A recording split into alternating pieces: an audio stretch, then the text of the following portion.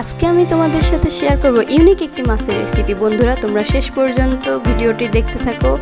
আর মাছ কাটা থেকে শুরু করে একদম রান্না, টেস্ট করা সব তোমরা এই এক ভিডিওতে পাবে, ছোট্ট এই ভিডিওতে। তো চলো শুরু করা যাক।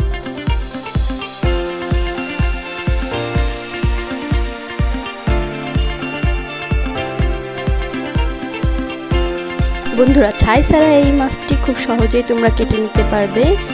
সামুদ্রিক বা নদীর মাছ যেটাই বলি, ফসলা মাছ।